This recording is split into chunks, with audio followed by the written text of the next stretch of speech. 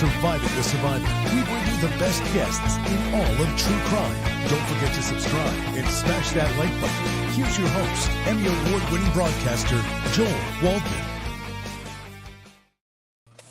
What's up, STS Nation? Welcome to Surviving the Survivor, the podcast that promises to bring you the very best guests in all of true crime. I am your host, Joel Waldman, and we are diving right in to the Luigi Mangione story. Of course, he is the 26-year-old who's at the center of this nationwide manhunt back in December. Went on for 5 days before finally being tracked from New York City, from Manhattan, to Altoona, Pennsylvania, of all places, where he was apprehended. He is making headlines again for a number of reasons. He has pleaded not guilty.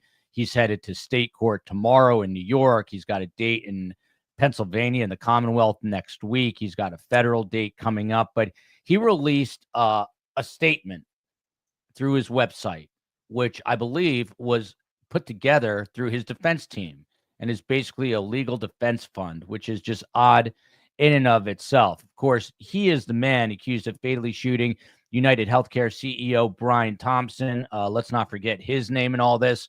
Brian Thompson was the CEO of United Healthcare, gunned down by all accounts in cold blood. It was caught on video, and most believe that Luigi Mangione is the trigger man, and it's almost as though he is self-admitted because he's talking about it in his manifesto. Here to break this down, we've got criminal defense attorney, the best guest in true crime, Dwane Cates. He is a criminal defense attorney out of Phoenix, Arizona, originally. Am I correct, Dwane? From Wyoming, is that right? That's correct. Yes, Wyoming originally, and now Phoenix, Arizona. And then he's always entertaining, he's always interesting, and he's always got a unique shot. And tonight is no different. Dr. Roger Rhodes, coming to us from Greenville, South Carolina, in the dark, in his car, and he is freezing. So we'll see how long he lasts. And then last but not least, we are expecting criminal defense attorney John Tompkins to weigh in. People know him from the Delphi trial, and he is here today. Should be here today. So Dwane Cates, to you. He is due, Luigi Mangione is due in court tomorrow. It's a state hearing. He has federal charges, state charges in New York, and state charges in the Commonwealth of Pennsylvania. Tomorrow is what is known as an adjournment hearing. What does that mean to the layperson? What is an adjournment hearing? Well, see, it's the very beginning of the case. I mean, they do a cursory review of things just to make sure everything's going on the right track and that he wants to go to trial. And, they confirm that with him. And, they're just, it's just the beginning of the case. I wouldn't expect any bombshells or any, fireworks at this first hearing. Yeah. What do you expect at this first hearing? Is there a chance that, he's going to show and his team's going to show just to essentially say, hey, we needed another date? Like, is that a possibility? Oh yeah. And it always happens. I mean, when you show up at court, they're not ready for trial or anything substantive at this point. They did raise over $400,000. So they've got a lot of work that they can do, leading up to this. And I'm assuming that with that kind of money, they're gonna do everything under the sun pre-trial. Yeah. This is a fascinating case for many reasons. So again, Dwane, and I'm getting to you, Raj, in a moment. I had to bring a therapist on, and no one better than Dr. Raj at reading the human mind and the psyche of other humans besides just Luigi Mangione. But his legal representation, Dwane, it's a very high-powered team. It's this woman, Karen Friedman Agnifilo, and then her husband, who is representing P. Diddy, and then they've got another person from their firm in there as well. It's Mark Agnifilo, but and I hope I'm pronouncing it correctly because I always butcher the name. But are they going to represent him I know in the Commonwealth he has a different attorney, but in the state of New York where the federal charges are happening, are they going to represent him on the state charges as well? Is that how you understand it? Is that common? Well, it is. Well, number one, it's not really common to have both state and federal running at the same time. Usually one of them goes first, and and then they get another shot at it by having another one if something screws up in the first case. But they have them both running at the same time, and that could be to put some pressure on the defendant. I mean, the federal court, they're going for the death penalty, so they can hang that over his head, use it to negotiate a plea. They can bounce it back and forth. But my understanding that the defense team's the same on both cases, and double the pleasure, double the fun. Yeah. The old Wrigley Spearmint commercial right there. You yourself. Yeah, we'll get into the future court dates in a minute, but Dr. Raj, this is why I have you sitting in the cold, unfortunately for you. But well worth it to be with you guys. Now, if we go back to Valentine's Day, just about 5 days ago or 6 days ago now, Luigi Mangione releases a statement.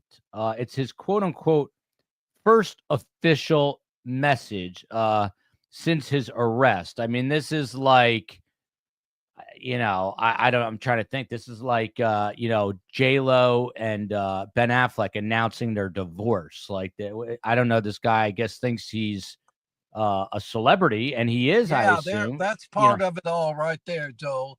That's part of it right there. Yeah. Good connection there. Thank you. So explain that further to me. I mean, who is this guy? I mean, he does have a lot of people who who are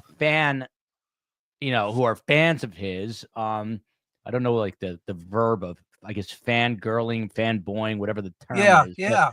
He has a lot of people that are supportive of him, but he comes out and releases a statement. It's kind of crazy. And we can ask Dwane how common this is, but and I'll get to the statement in a minute, but just the fact that he's doing this either at his own behest or at the behest of his attorneys, what does this tell you about him? That he is incredibly grandiose. He sees himself as a celebrity, and what he's done is in the role of his imagination of what a hero would do.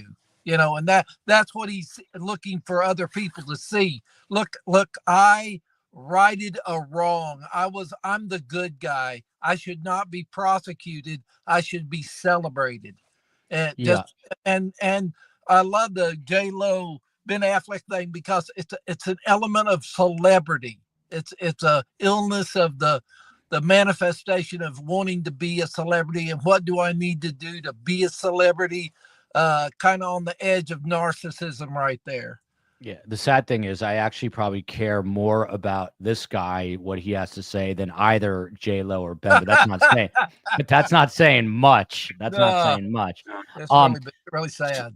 Yeah. So, and by the way, thank you for that super sticker a moment ago. I greatly appreciate it. And the name just flew by me, but I appreciate it very much, as does everyone here. Robin, thank you, Robin. Thank you. Cooler by the Lake. The feds tend to go first. Dwane, I believe that is true, if you want to speak to that. But also, I'm fascinated by this statement. The COE is going to actually pull up the statement momentarily. I have it here so I can read it, but I want to show you guys the graphic of it as well. But Dwane, how common or uncommon is it for a defendant, in a murder case, which could be a capital murder case, a federal murder case? I mean, how common is it? How many times have you seen someone release a statement under their own name, not even their attorney's name, but under their own name? Yeah, it's pretty rare, not well advised. I mean, I think I said it last time I was on your show. You have the right to remain silent, but some people just don't have the ability.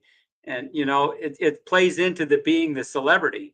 I mean, he wants to be out there. He wants to acknowledge his fans. He wants people to write him letters. and if he just sits quietly, they may forget about him. They may quit writing letters. And so, and I've never seen a law firm design a website before specifically for raising money and about the case. I mean, that really struck me as being unusual. Yeah, and I want to circle back because of the weirdness in this case already. Those two things jump out at me: the statement and also the fact that his legal team, like you just said, is apparently they're apparently the ones who helped build this website, which is out there for anyone's consumption to follow the case. So we are going to get to that in a moment. And as Raj resituates, let me just let you know again, he's in court tomorrow on state charges in New York, and then in the Commonwealth on Monday. So, but Monday he's appearing via Zoom, from what I understand. And then his next federal court date is slated for March 19th of 2025. March 19th of 2025. And we do have John Tompkins. Hey, John, how are you? We're going to come to you.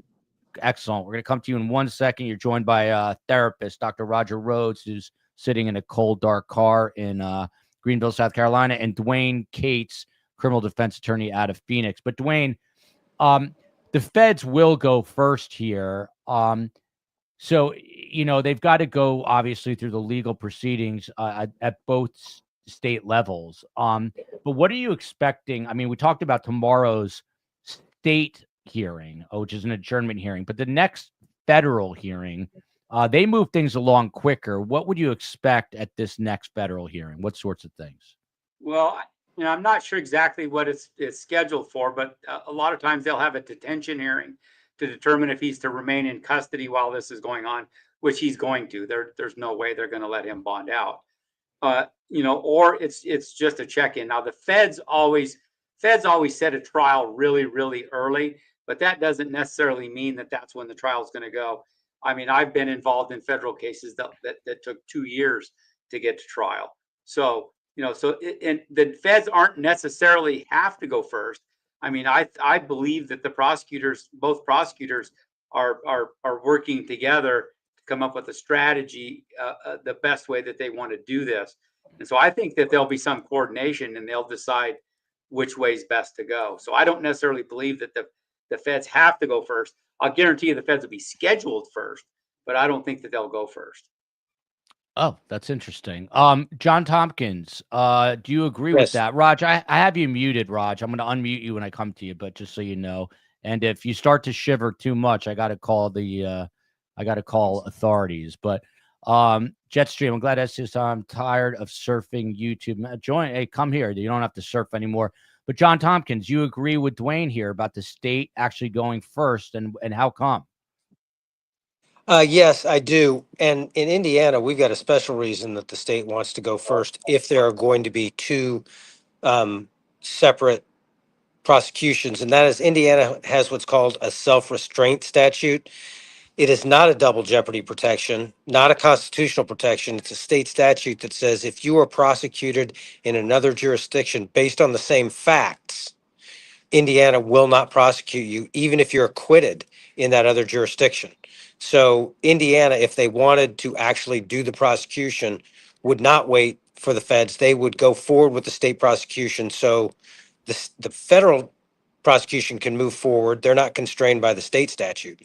Additionally, it's easier for the state to put together the case and be prepared for a trial a lot of times than it is for in the federal system. It just doesn't take as much logistics, and obviously everything's very local as opposed to dispersed.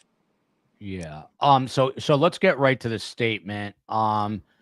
This is the part that jumps out to me. And Raj, I'm going to be coming to you in a second here, but the statement reads, and this is Luigi Mangione in his own words. This is not his defense team. I mean, maybe they probably, I'm sure, helped him craft it, but this is allegedly from him. And it says, I am overwhelmed by and grateful for, it's like an Oscar speech here, everyone who has written me to share their story.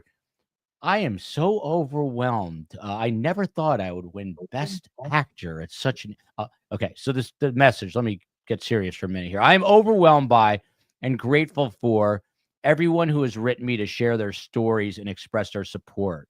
Powerfully, this support has transcended political, racial, and even class divisions as mail has flooded MDC from across the country and around the globe. While it is impossible for me to reply to most letters, please know that I read every one that I receive. Thank you again, because I got nothing else to do. Thank you again to everyone who took the time to write. I look forward to hearing more in the future. I mean, Raj, what do you make of this, Raj? Let me unmute you here. What do you make of this, Raj? I mean, this is Okay. I guess narcissism at its best and something else at its worst.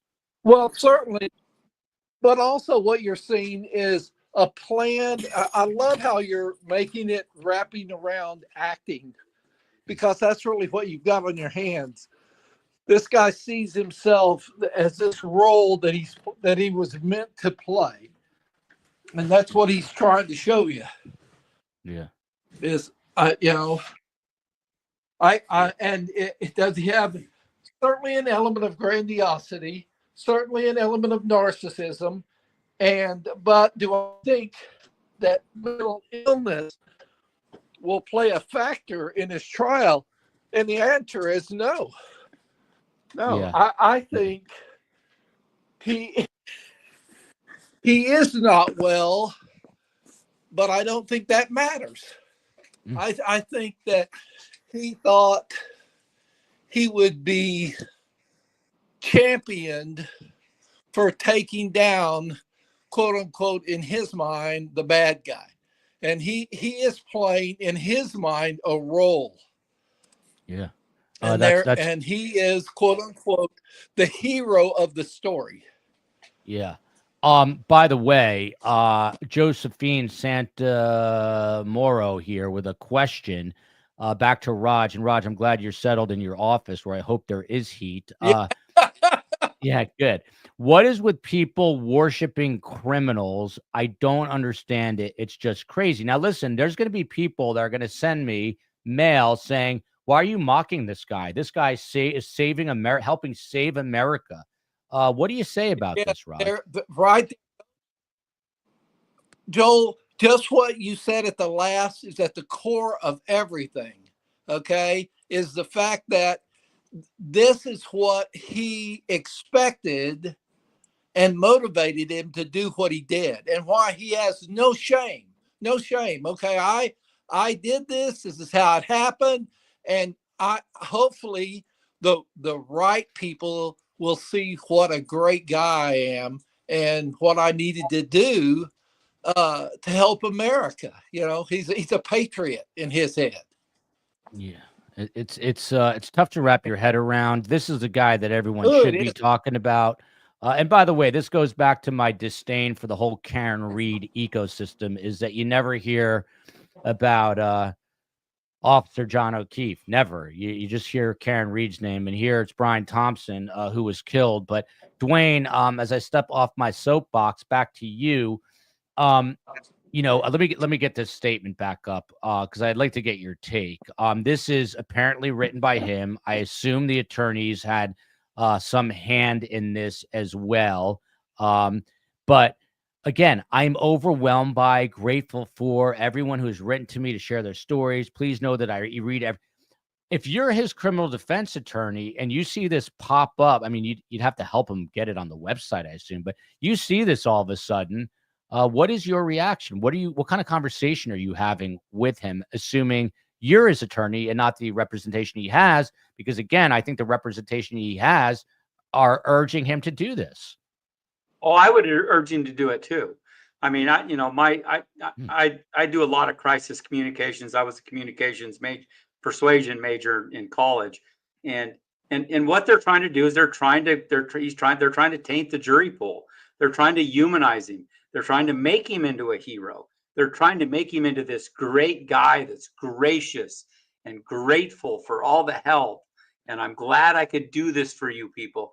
And again, he's trying to win over at least one juror. So, one juror is a mistrial, and so he is doing the best. They're doing the best they can to poison the jury pool, in his favor.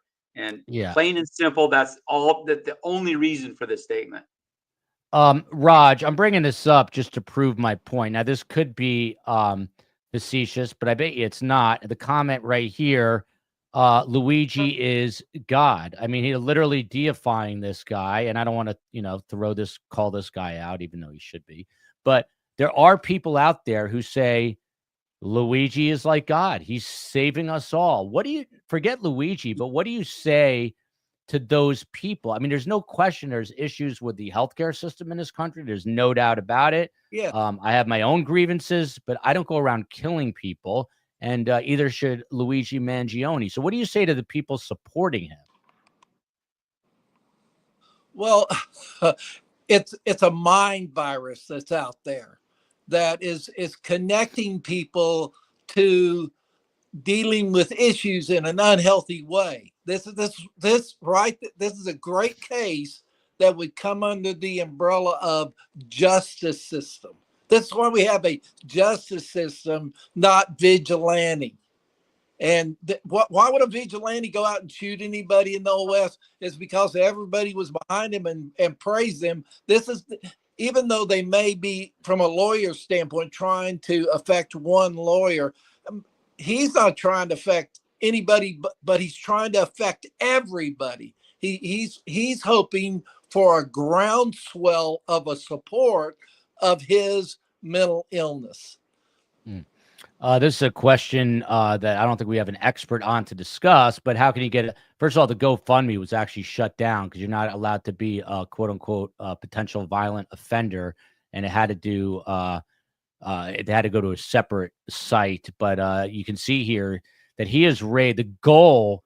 I mean, I want to say this is only in America, but maybe this is elsewhere too. I mean, you've got a goal of $1 million. Keep in mind, this is put together by his defense team. So they're saying, let's get this guy $1 million, then I can, then I can take that money, put it in my pockets and give him a defense. But he has raised over $500,000, which, by the way, sounds like a big number, but you consider there's 360 million Americans and people overseas, and people aren't that eager to get into their pockets. If this guy was as big a hero nationally and internationally as he's being portrayed, I think the number would be significantly higher. But John Tompkins, I want to get to you on this too. So this is just, I don't know, blowing my mind here. Same question to you. Would you encourage your client to put out a statement like this? It seems, I hate to use this word with criminal defense attorneys, a touch sleazy to maybe do that, but I understand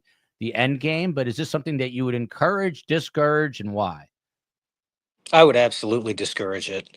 In fact, I would tell him not to make any public statements whatsoever. I mean, the Miranda phrase, anything you say can and will be used against you, is true for even these kinds of statements. The prosecutor, it's fair game to use that in opening statements, to use that in jury selection, to identify people who are trying not to be seen as sympathizers, but realize that they are. It is a very foolish thing to let your client make a personal statement out of his mouth. If you want to issue a statement for your client, which is oftentimes entirely appropriate, because as far as poisoning the jury pool goes, if you want to criticize the defense for that, let's talk about prosecutors and U.S. attorneys who dominate and monopolize the news to poison jury pools every single day by releasing probable cause affidavits that are not admissible in court and contain false statements. Both sides are playing a game. I don't like to play the game in the public forum. I only go in the public forum when I think it's necessary to push back against what the other side is putting in the public forum. But I would absolutely not have my client release a statement that can be used against him. Yeah, and I understand that, to push back. I get that. Josephine's back here, and this is important. I just want to state that I'm an ER trauma nurse.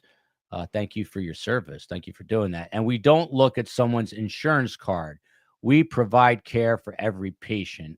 So I am happy to hear that. There are other situations, obviously, where, look, my dad was a doctor, and he made the joke, the first question he asks is, what kind of insurance do you have? Which is the first question. It's never like, what's wrong or how do you feel? It's, do you have insurance? And then tell me what's wrong, which is a problem, as is the lighting in my studio. But eventually we're going to fix that. Vesper Martini here.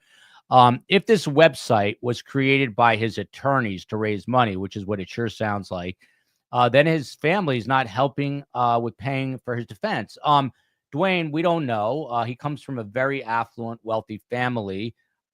Is $1 million here a reasonable amount for his defense team?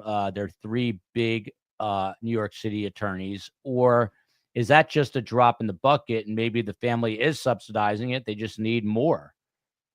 Well, the O.J. Simpson case, I think they spent something like $20 million on his defense. They had the best expert, the best lawyer in every arena. So I mean, you can spend as much money as you want to on a defense. Me personally, I've never done a case for $1 million. I would be more than happy to, but have not run into anybody that's willing to do that yet. So his parents, I mean, I think his parent, if they're raising this kind of money and the parents don't have to pitch in, I think they're probably pretty happy about that. Yeah, I mean, even though they're incredibly wealthy, no one wants to sit there and spend money on their son who's now accused of murdering another human being. This feeds his outrageous ego, which is what Nikki says. Dr. Raj, back to you. So there's websites like Etsy where you can buy shirts and artwork, and Amazon, and they literally were selling out of quote unquote free Luigi merchandise. There's also Are they all done? memes.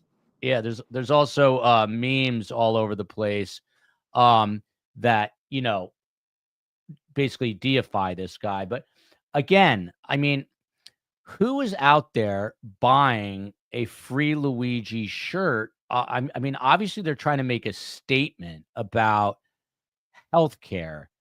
But I guess where do these lines, where should these lines converge and then not converge when you're talking about a person that literally is accused of putting a bullet in this person's back and killing him? Oh, Raj, I got to unmute you. Hang on. Go ahead, Raj. Okay. He's a star in his own movie. He's created a movie of his life. He was a nobody and he wanted to be a somebody. And his brain said the way he'll be somebody, be a knight in shining armor. Okay. And so that's what we saw is his personal movie of dealing with an injustice. And the same people that buy Save the Whale t-shirts in California are the same people who would buy Free Him here. It's the same crowd. It comes from a mindset of victimhood and of righting a great wrong. And what is at the heart of it, though, Joel, is he's just a sick individual, but he's not too sick to be put to death. Oh man, that was a mic drop moment right there. I mean, again, the other part of this, Raj, let me just go back to you real quick because I'm thinking about the victim. And so this guy right here who was killed, apparently his sons are excellent athletes, baseball players. There's a time where people were suspicious of the wife, maybe, but obviously that never came to fruition because they were estranged. The wife lives separately, but by all accounts, this guy's a great dad, and he and the wife, I think, get along, despite being estranged from one another.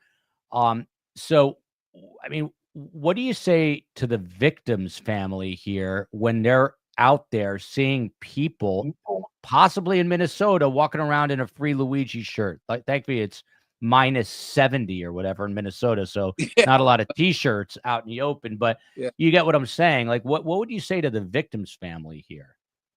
Well, if I would say, if you want to identify the sick people in your community, look for people who have that t-shirt. And that then they don't have to tell you they're sick by wearing that t-shirt. They're saying indirectly, I'm a sick individual and I support sick individuals doing sick things. But And this guy, he didn't get to where he was because he was a loser.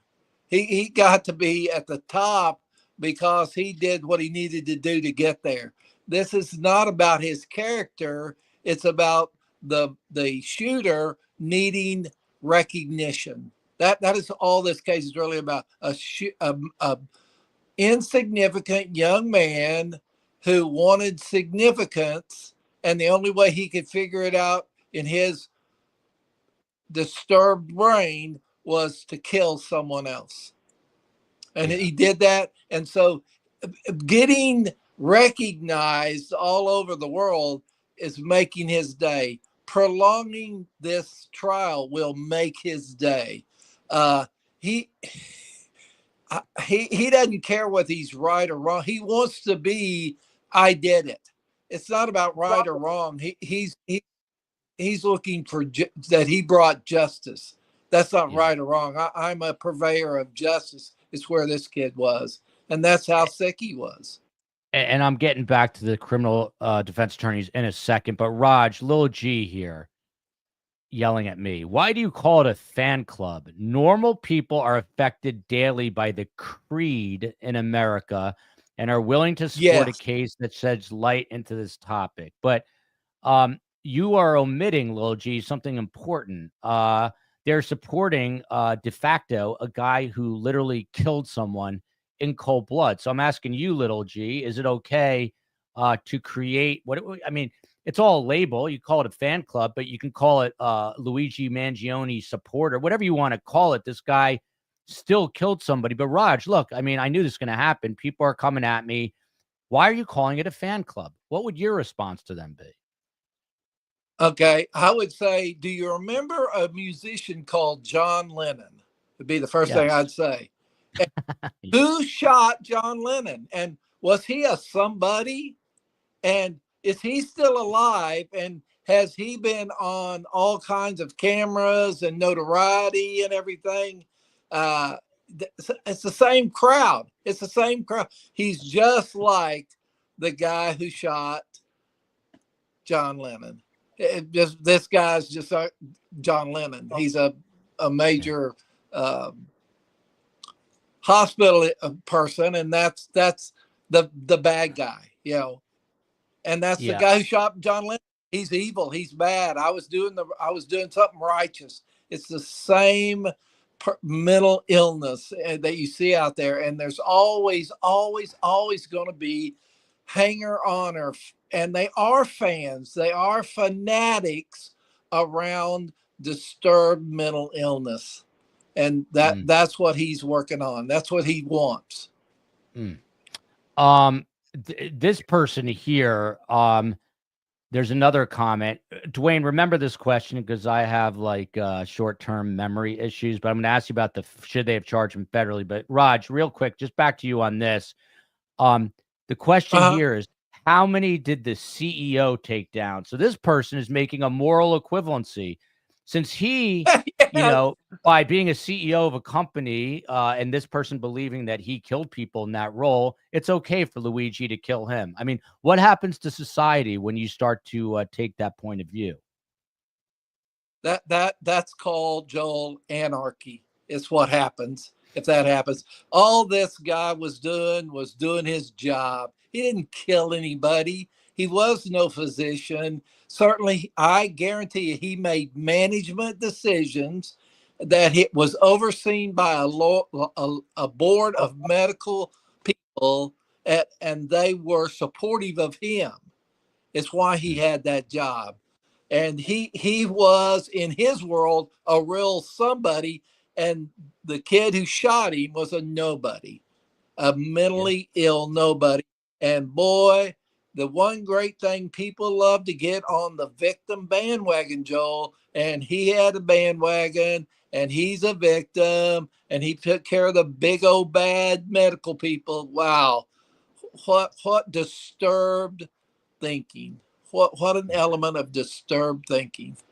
I mean, and sadly, there are a lot of people who are thinking this way. But Robin here with a good point with the super chat, thank you. With his educational background, family connections, and wealth, he could have made a healthy and active contribution to mend the breakage in the system that the fury is directed at. I agree with you wholeheartedly. And you can tell. Yeah. Yeah. Yeah. Yes. Now, what you just heard there was solid logic from that comment. I love it. I love it. What I find really logic. Yeah. Yeah. Dwane, jump in. I'm sorry. What I feel really, really kind of strange about is that he wasn't even wronged. I mean, he didn't even have United Healthcare insurance. He wasn't screwed by this guy. There was literally nothing happened to him. He had good health care. He didn't have a bad health care outcome. They didn't decline a procedure for him. They didn't do anything to him. Okay. He just decided to be a vigilante and decided that this guy deserved to die. And that is just, that's just wrong. I mean, he had no axe to grind. Right. It's beyond wrong. It shows that this young man is mentally not well. I mean, it's beyond right and wrong. It's the fact that he's so out of the box. What he did makes sense to him. That's what throws you about mentally ill people. They don't see themselves as mentally ill. It's like, well, this is my world. This is the way I see it. And so, quote unquote, in my world, I'm correct. In my world, I did the right thing. And people out there that understand me should go out and buy a T-shirt and I get the money.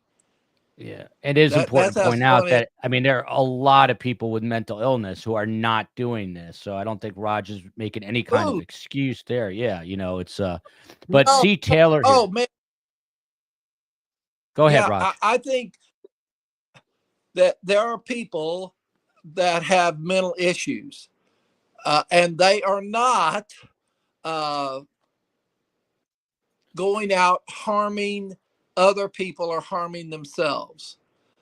They are seeking and getting treatment. But there are people out there, and it's very scary, that are not well, that refuse treatment and that are ticking time bombs. And he is a good example of that group of people that are ticking time bombs that are not well and could go off at any time. Yeah, well, he just went off in all the wrong ways. I'm curious, John, to you, this is going to have zero positive effect in changing insurance policy costs. In fact, insurance fees are likely going to increase due to the need for. Do you think this is going to have any impact at all? I know this is not really your arena, but do you think it's going to have any impact at all on the healthcare system, the way it's structured and executed in this country?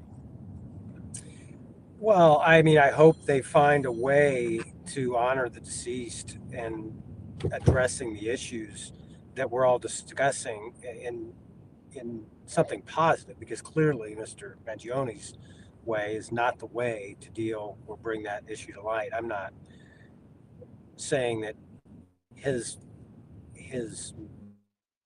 message is meritless. It's worth discussing. Do I think it's going to impact the healthcare industry and get them to streamline things? Well, probably not. I mean, we're going to see increased expenses for healthcare executives because they're going to need additional security. We've seen that at federal courthouses and state courthouses since the 9/11 attack. So on a smaller scale, we're going to see some impact of that.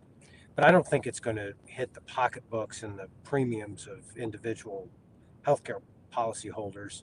I don't think it'll be that great of an expense. I would like to point out, though, go back to Mr. Mangione and how he did this.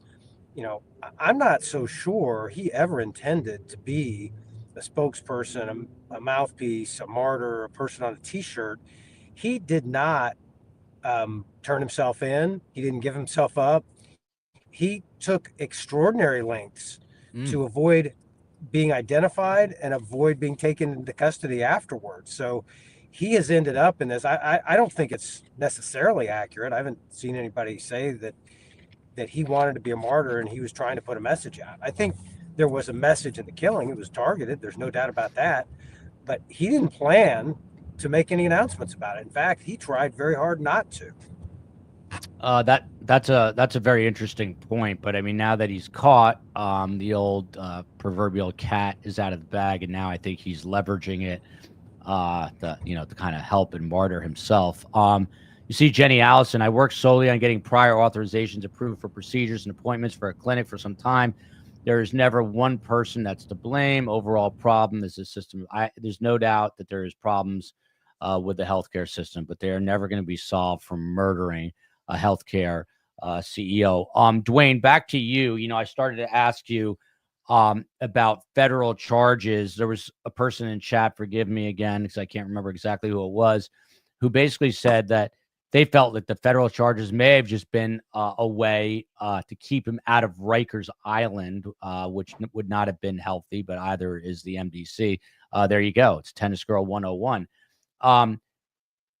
Do you agree with federal charges here? I mean, he crosses state lines, that's for one, but is this a case where federal charges should be brought, or is this, in your opinion, a state case?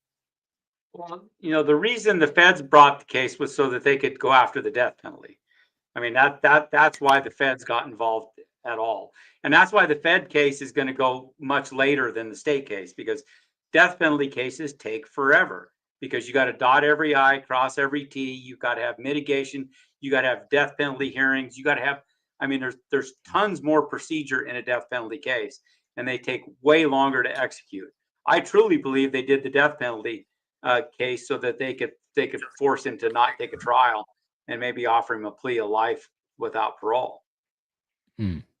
I had a comment up there that I was oh yeah, here we go. Lily Pauly just looked on Amazon here in the UK. By the way, let me know if my book's for sale there, Surviving the Survivor. And they are selling free Luigi t-shirts here too. And I was looking online. There's a giant mural that someone painted of this guy in London on some wall in London. So you see, like, the cult of personality is growing. It is interesting what John said, is that it appears this guy was trying to hide. So the question is, was he too cowardly afterwards to take the credit? Did he want to take the credit? It's going to be interesting when more and more information comes out. He did share praise for the Unabomber. He had his own manifesto, which we'll get to, but just kind of breaking down these numbers. And John, I'm going to come back to you on this. So they had a defense fund goal back on December 10th, which was like 6 days after this crime was committed, of $50,000. That goal went up to $200,000. And now the fund has raised over $500,000 with $1 million goal. Where do you cross the ethical line as an attorney? And again, the lead attorney is a former federal prosecutor. She's like a big name, and they are setting up a legal defense fund for themselves, in essence. Where do you cross the ethical line as an attorney when it comes to something like this? Well, the way I approach these cases are I look at the number of hours that it's going to take, and I look at the fact that I cannot work those hours for anyone else. And so if one person wants to take the hours of 10 people, they're going to have to pay the fees of 10 people. Now, I would also like to mention, we don't know, I haven't seen the fee agreement with these attorneys between the Mangione family. That representation is not only in state and federal, it may extend into the appellate and post-conviction phase. So this might be a defense fund that has to last for 10 or 12 years. Yeah. Yeah. I mean, John, just throw a number out at me. You've got state in New York and Pennsylvania, and then you got the federal charges to litigate all this. Give me a number that you would throw out in terms of total legal costs for something like this. Up to trial phase before any appeals, $3 million. Dwane, you agree with that? Yeah, I mean, you can easily spend that kind of money on a case. I'm looking at some of the comments here. I mean, Dwane, you're aggressive. I like it. You said that you would actually have him put out a similar statement because I can tell you're the kind of guy that's going to play offense, not defense. So, I mean, aside from that, if you were representing him, what would you be doing right now to kind of either muddy a potential jury pool or make things right for your client in terms of trying to get him out of from behind bars? Well, yeah, just to be clear, I wouldn't put out a statement like that for every client. Most clients I tell to shut up. But this guy, I mean, he got caught. He got caught with the same hoodie on, the mask, the gun with him. He wrote a manifesto. This guy's toast. Okay. And so his only hope is a Hail Mary is to try to get a couple jurors that stealth jurors that get on the jury that are Mangione fans and to do that. And in order to do that, you got to get the message out to the biggest pool possible. And so, I wouldn't put out a bunch of these statements. The statement he put out is not incriminating. He's just thanking his fans, and he's doing it graciously. Okay. And so, that's not incriminating. I wouldn't have him put out a bunch of statements, and there's no way he'd be putting out any statements that I didn't read and approve ahead of time. Okay. But, he's got to assemble an OJ Simpson team. He's got to get the best video experts, the best expert in every field that you can think of. He's got to have a team of investigators. They got to put together, and they have the money to, a dream team to attack this at every angle. They're probably still going to lose. I don't see how you win this case. The way you win this case is he probably wants to go to trial. I disagree that he didn't want to be found out. I think he wanted to increase his celebrity by being on the run. I think he did this, and then he let out enough. I mean, there were pictures where he pulled his mask down. He wanted to get caught. He just wanted to play the game as long as he possibly could, and the more he ran and the longer it took them to catch him, the bigger his celebrity grew. Yeah. Dr. Raj, another eye-opening comment from Biln3. Because Luigi, Raj, did it for the people, not himself. He did it all for the people, not himself. Your response to this person who believes that he was doing it for the masses out of the goodness of his heart. Oh, you're muted. Let me unmute you. Go ahead, Raj. No, that's just a hooey. He did it all for himself, and he wanted to be caught. He wanted to elude as much as possible to increase what he saw as his celebrity. This is all about his not well version of his life as a celebrity, going from a nobody to a somebody by playing the role of hero. That was as just like a movie role. He had his own movie going, and the role he was playing was hero against the system. And that's what and he wants to get all the people who feel victimized by the system as his supporters. And hopefully he can taint the jury and get an acquittal. It'll be a tough move, though. Yeah. By the way, there's someone who did respond saying there is a moral equivalency that since you are wronged by a healthcare company, it's okay to go out and murder somebody. Raj, what would you say to that person? That's what they just said. That's what they just said in the chat. Well, what do you say to them? That's the same guy or woman, BILN. Yeah, I feel the first thing I'd say, Joel, is encourage that listener to get professional help. That would be the first thing I would say. That is an unwell train of thinking, and that person needs professional help. Yeah. Blake bringing up a good point. To John's point, he left an encrypted message. He did not want to get caught, in my opinion. John Tompkins, to you, good luck finding 12 people that have not been effed by this rigged system. But that's another good point. I mean, John, when it comes time for voir dire, there's going to be people in that potential jury pool no doubt that have been screwed over by healthcare companies, or had at the very least a difficult time getting bounced from one operator to the next, and that drives me the most crazy. And then you're speaking to a robotic voice, at which I curse a lot at robotic voices, as COE knows. I scream at them. I hope they're not all recorded lines. I say horrible things to those robots. But John Tompkins, 12 people. Are you going to be able to find 12 people who are not impacted in any way negatively by the healthcare industry? Well, I mean, you're going to have to find some millionaires who are self-insured, I think. And I don't think you're going to find 12 of those, even in New York City, who end up on the same jury. I mean, this is a horrible crime. There's no doubt about it. What is the defense going to be? I think you have to look at, and when you're looking for jurors, there are sort of two phases of that. You're trying to beat murder in the first. You're trying to beat that lead charge in state court.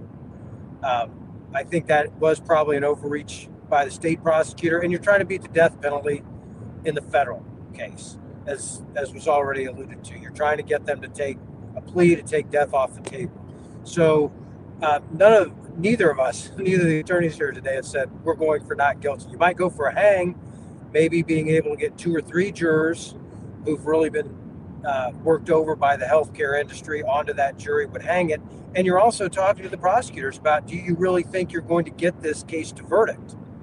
Sit down with me. Let's work out something that neither side likes, because you got to face facts. To the point you're making, you will not get 12 juries who are not screwed by the healthcare system. So face that fact.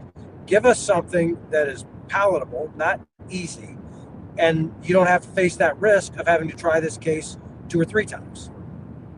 Dwane, do you agree that there should be some sort of plea here? And if there was, what would be like a fair plea deal for shooting a guy and killing him, a father of 2, in the back? What's a fair plea deal if there is such a thing?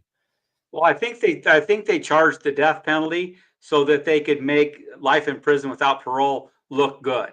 Okay. As compared to spending life in prison on death row, he can spend life in prison in general population where he'll be a hero, and he gets to live the life of a hero in general pop and not have to be, on 23-hour a day lockdown on death row. So I think that's why they charged it. They want to make life in prison look good. Raj, Linda Mon is in the chat asking over and over, what can people do to help improve the system? I assume other than murdering somebody. Thank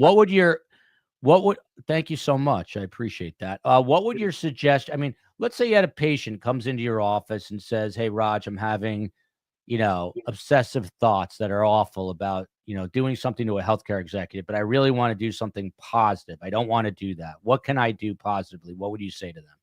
Well, first thing I would offer them would be treated in-house.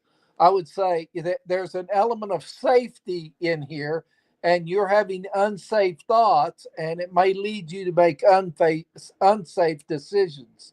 So that would be the first case. Now, if they refuse that, I say, okay, then let's look at a healthy, constructive way that your voice can be heard.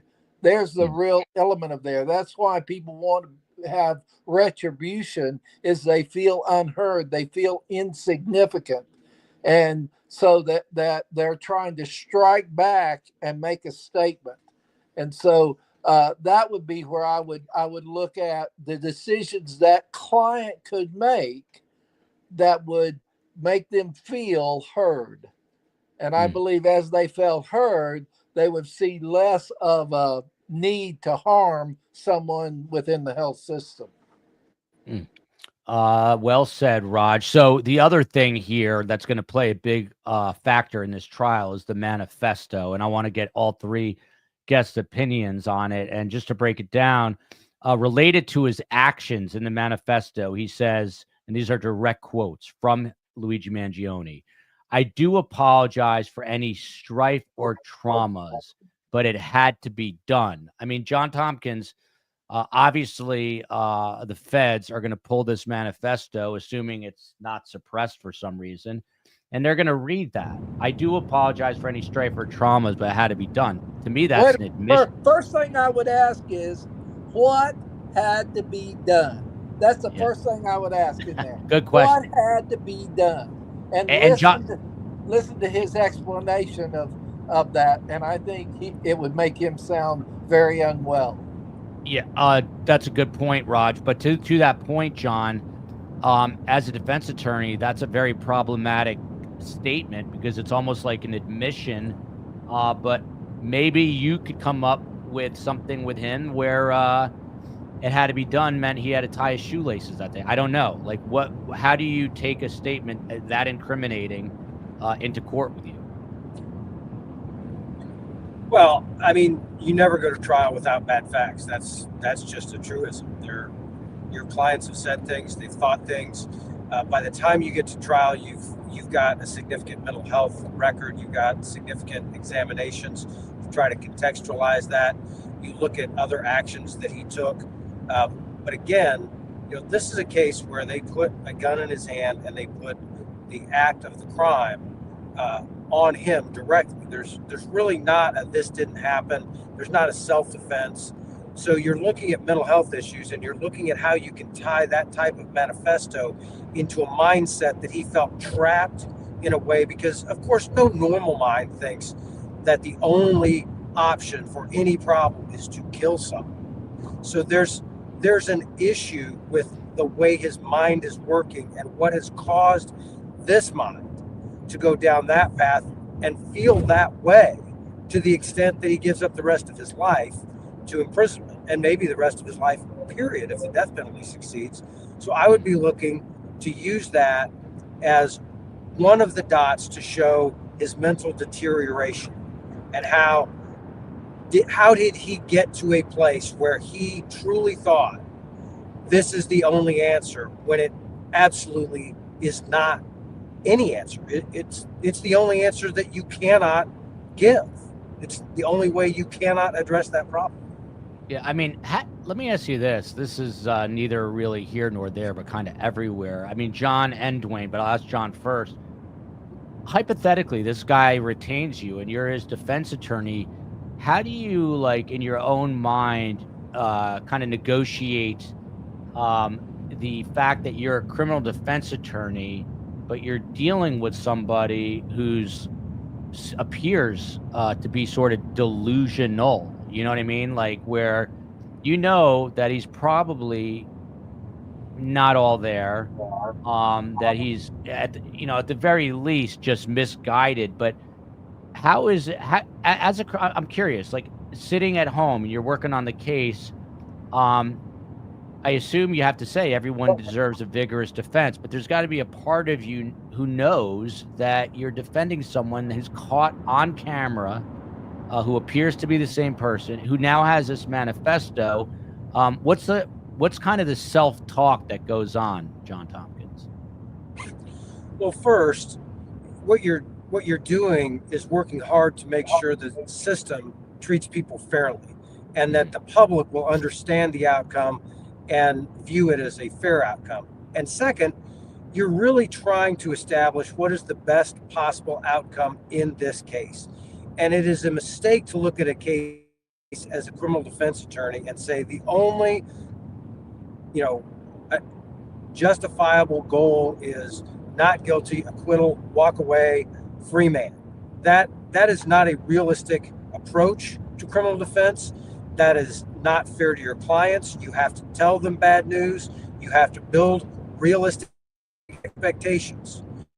And you need to listen to them, find out what their expectations are.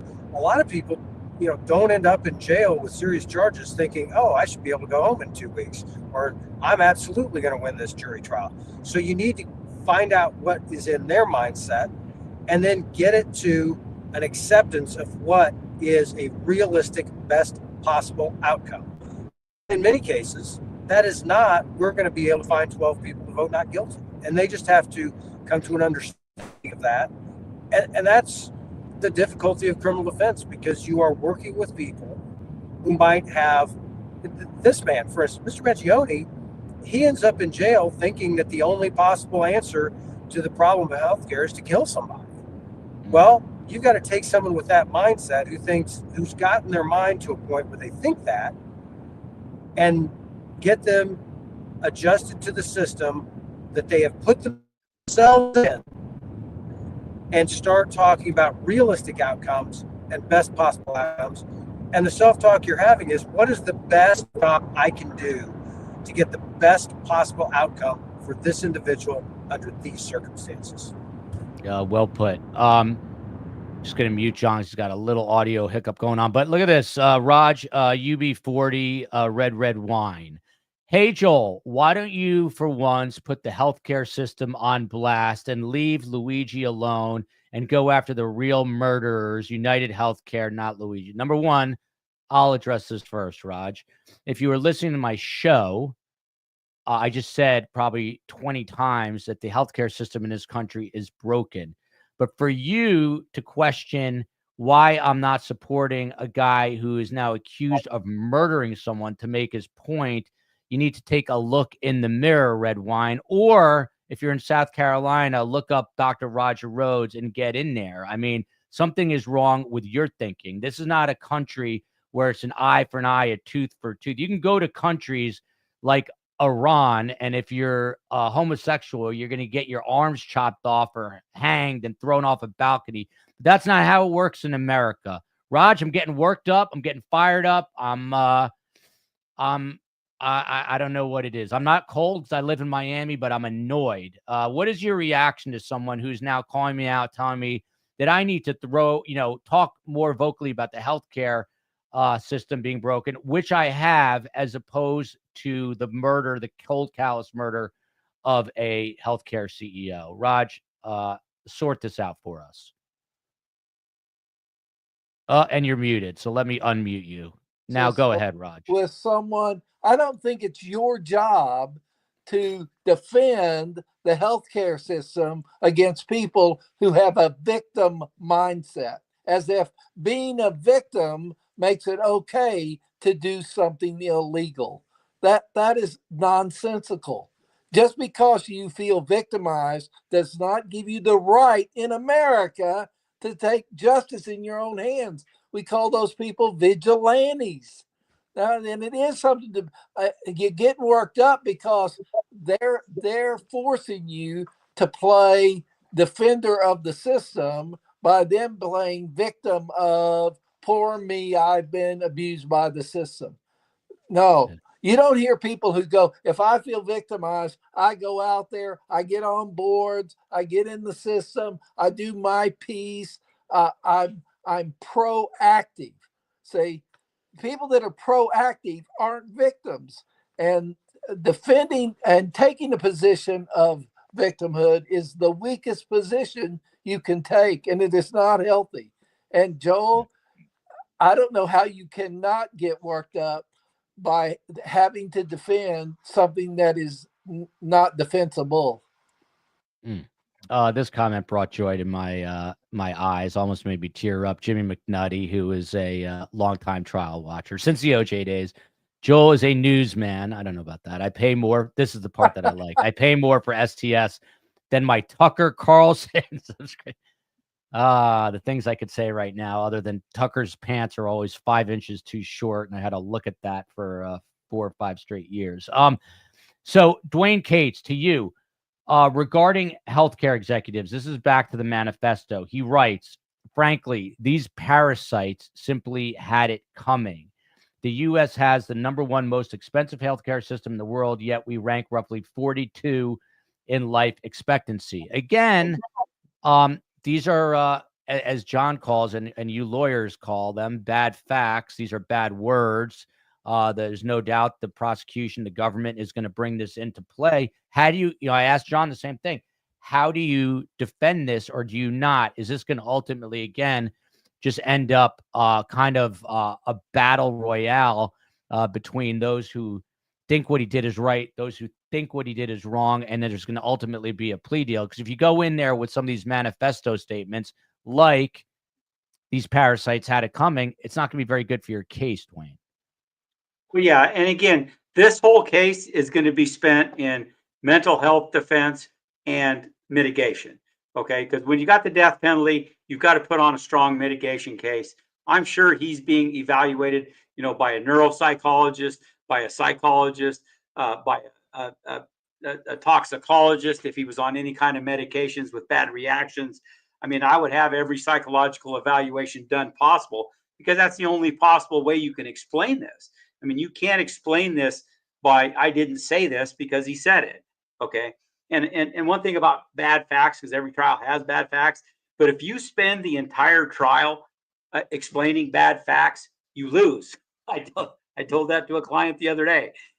If you spend the whole time explaining bad facts, even though we got great explanations, but if you spend the whole trial doing that, you lose. Okay. You can explain away a couple bad facts. You can't explain all the bad facts. Yeah. And as much as it pains me to say this, I mean, the system is far from perfect, but sadly, it's one of the better systems. I mean, I prefer to have, my spleen removed in America as opposed to Bangladesh. No offense to Bangladesh, but got pretty good doctors, and the system does have a lot of issues, and it needs to be fixed. But it ain't gonna happen by killing somebody. Dr. Raj, the manifesto again. He says these parasites had it coming, and then it goes on the corporate power. The reality is these companies have simply gotten too powerful. He has declared, and they continue to abuse our country for immense profit. I got news for you. Amazon, Microsoft, Google, all these companies are doing that. Obviously, lives are at stake with healthcare, but I mean, there's, you can make these points about other companies that are now like institutional in America. But he goes on to talk about frustration with inaction, Raj. He says many have illuminated the corruption and greed. Decades ago, they did this, but the problem still remains. So he's now giving us, he went to Penn, Ivy League school, and he's now educating everybody on the problems with the system as though he is a professor. I'm not asking you to diagnose him, but what's your diagnosis of this guy? Well, when we first started, I said he's incredibly grandiose. And that is just the tip of the iceberg of here. The key thing that of the manifesto that I like, Joel, is the word deserves.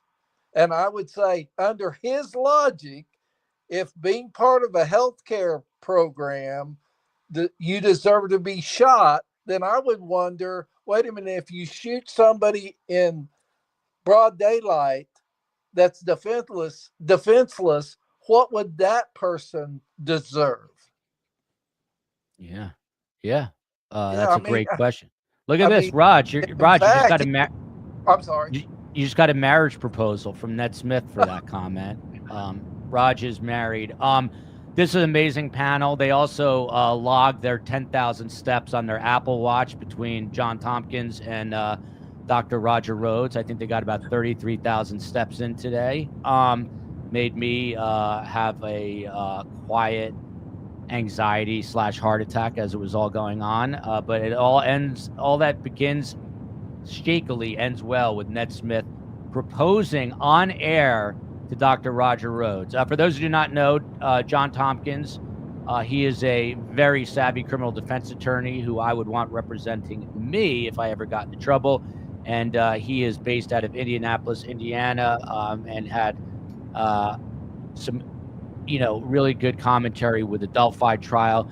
John, your final thoughts on this? He heads to state court tomorrow for state charges. Again, the federal hearing is on March 19th. What happens next in a 3-tiered, very complicated case like this one? Well, I'm going to go to, as my final comment, a what if. What if this case has to go to trial? What if the state won't give a reasonable plea? What if the feds won't take the death penalty off the table? And the lawyers have to take what is being described as an indefensible case to trial. You can't treat it as an indefensible case. You've got to go back and find the playbook from history. I'll give you 2 examples. And you've got to go in there and fight fire with fire, because if they won't be reasonable and give you what's a reasonable, best possible outcome, you have to try to win, period. So let's look back. We're acting like this healthcare issue is the only one that has led to vigilantism, and no one's ever been on trial for this. You know, Clarence Darrow, 100 years ago, was defending union members in Los Angeles for blowing up printing presses at the Los Angeles Times, and he was getting them off. Look at that playbook for how to defend these cases. In the 60s, we had bombers, you know, protesting both civil rights and the Vietnam War, and they were being forced to go to trial because the government wanted to make an example of them. And there are playbooks on how to defend them, and these are the symbols of the people. Those are the government, you're the people, the jury is the people, and that's why you should not convict them, even if this is a heinous act. Spoken like a very formidable defense attorney. Appreciate it. Appreciate you, John. I'm going to bounce you off so you can drive home safely. Thank you so much. Always a pleasure. Great to see you. Drive safely. No one should be allowed to drive while podcasting COE. That's we got to get policy. We got to get STS policy on that. Could be a problem with HR. Joel, if the bull's in the ditch, you're going to do whatever it takes to get the bull out. If I've got to be on a podcast and I'm in a car, then I'm going to get in the car and do it to be on the podcast. Well, the That's a COE bull in the ditch thought. I was just told he was in the back of an Uber, so I feel better. I just feel bad for the Uber driver. And that Uber driver better have subscribed to STS. If you guys appreciate the content, please subscribe. Space Coast saying it best here. Modine, he is the head of STS HR. He is America's favorite troll, who I haven't seen in a little bit, but he's been around. Dwane Cates.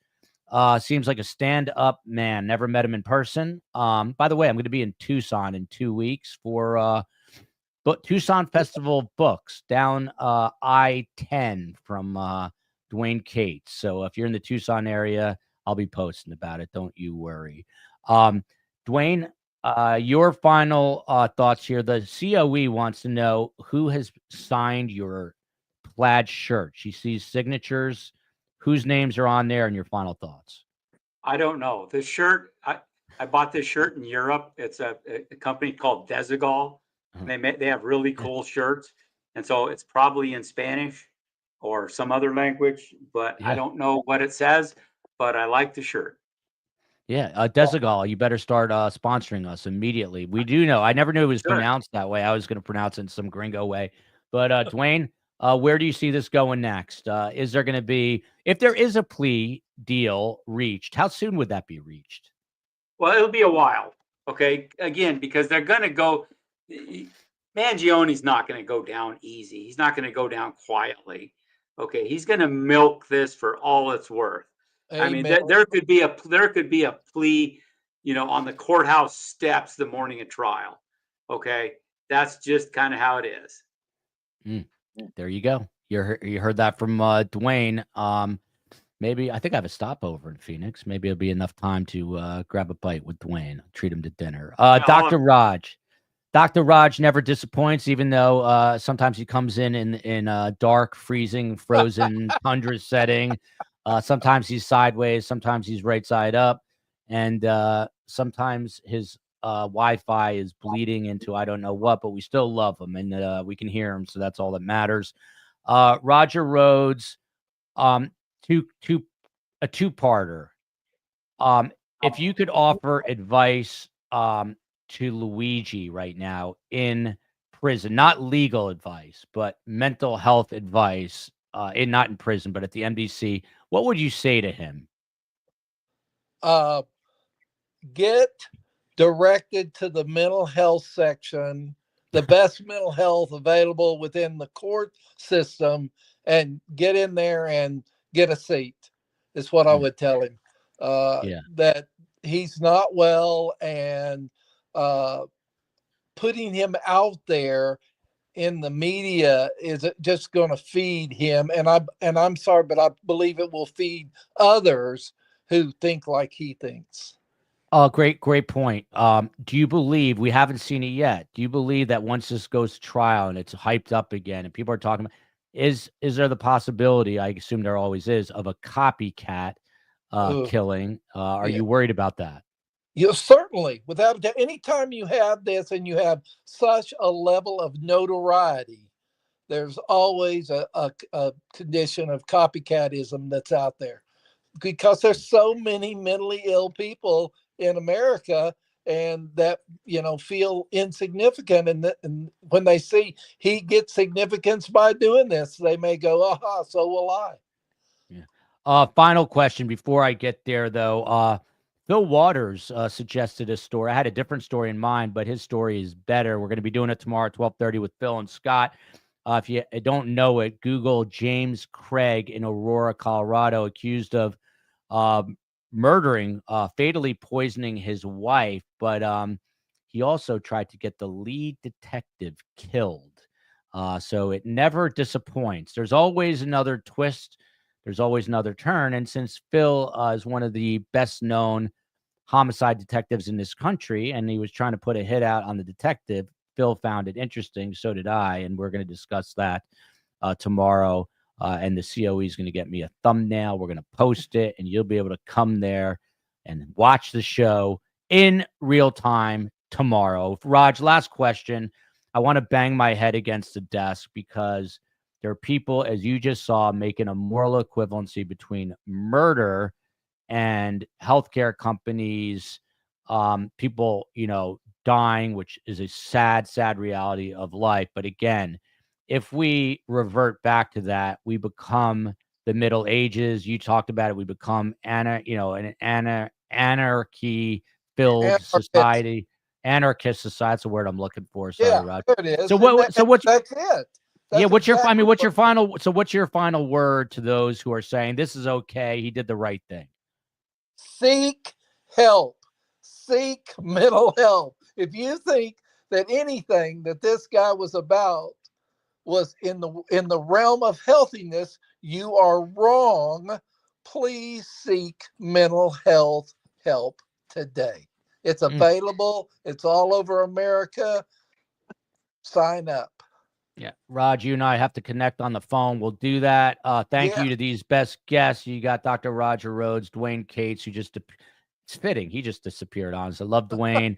And John Tompkins. A weird night, weird show, but a good topic. And subscribe, like us. Check out Patreon, where the COE and I are going to be much more engaged moving forward. And we will be back tomorrow at 12:30 p.m.